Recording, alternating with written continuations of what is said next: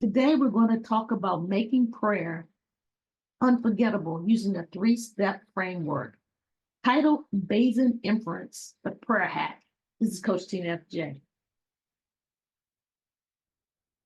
How would you like to change your prayer intent to prayer implementation? But first, we can all agree that the devil shows up. Before you know it, distractions follow intention. The mind is the enemy's playground. We say resist the devil and he'll flee from us. That's what scripture tells us. James 4:7. So we want to make sure that we resist that devil so he will flee from us. So what is Bayesian? A way the brain learns from data by combining distinct knowledge it already has with new data. Okay, Coach Tina, simplify, please.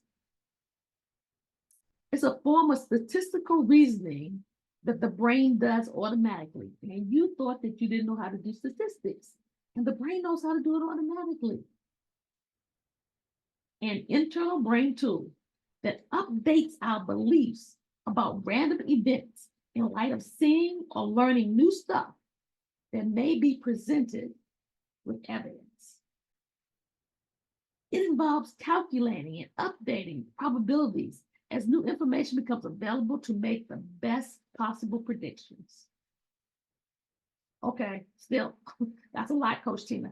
Please simplify. The brain interprets probability as a measure of believability or confidence in something or someone new. Talking about prayer life here, we're going to get there. Bayes' rule predicts current and future events on the basis of past experiences and prior knowledge. You want to hold on to that now. Past experience, prior knowledge, and it also predicts current events. Come on, hold on. Your prayer life.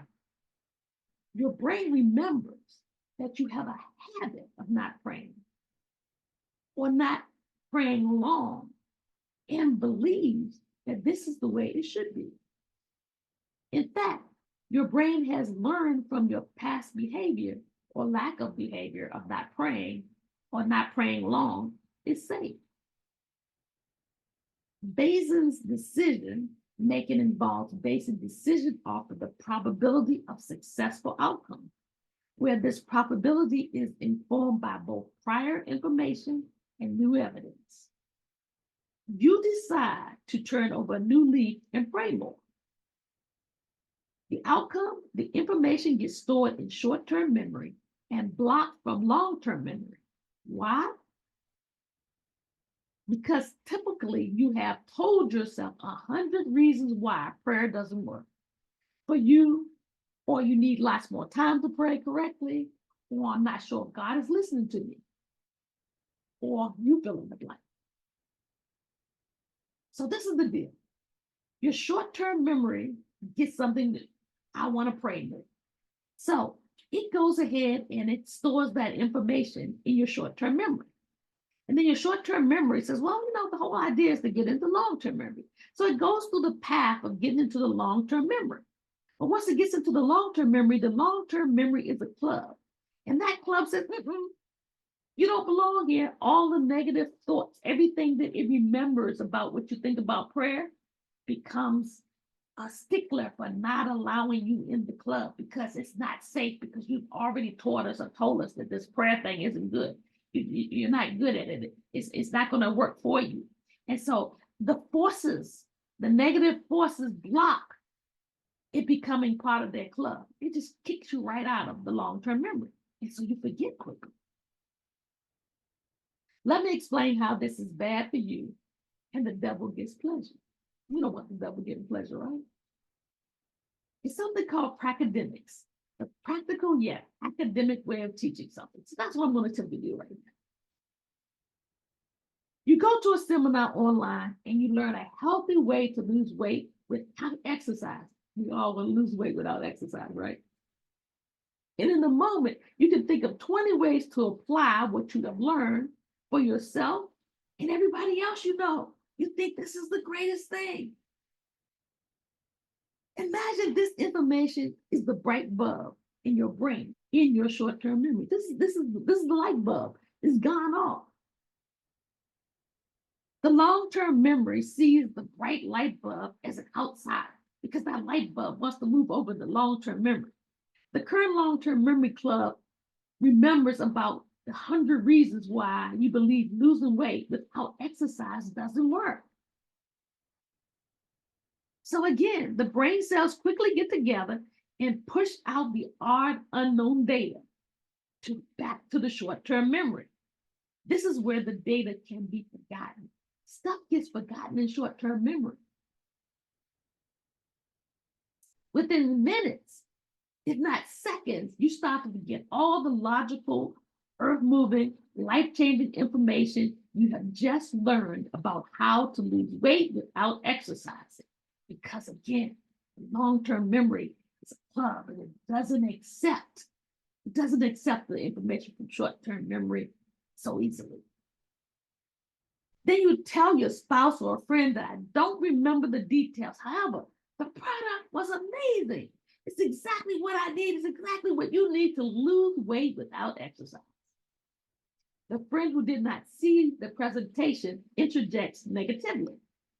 Now, all of a sudden, that project can't be the answer that you've been waiting for. More negativity put into the equation. Unless the product is amazing, it's already linked to an emotion that the brain is already experiencing.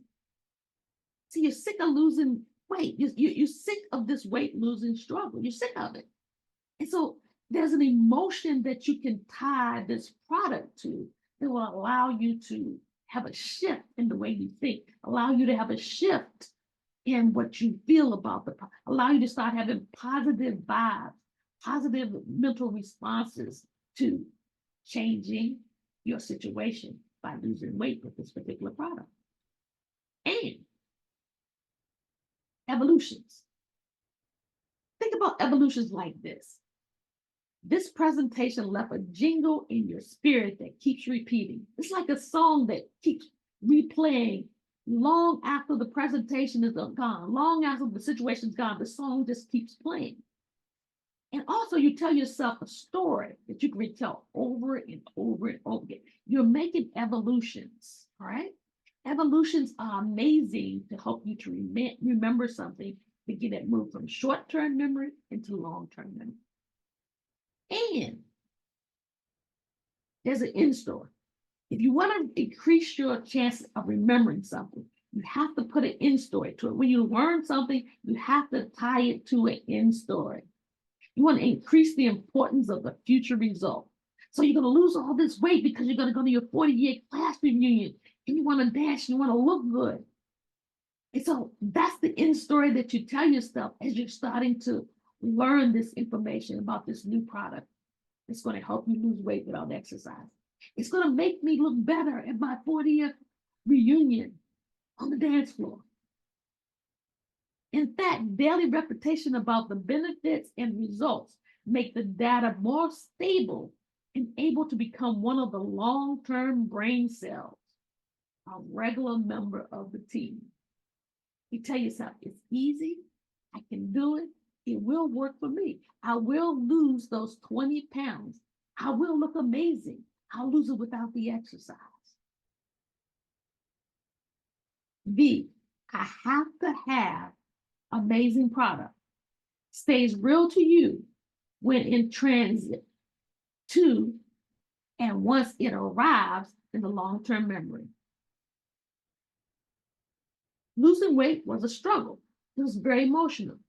The new activity with amazing product projected an increase in confidence and a new look for the class reunion. And an improved lifestyle is a real thing that could be reached. Let's review the 3 steps required to get a short-term memory to the long-term memory club before it is forgotten. Step number 1, attach an emotion to the product or service.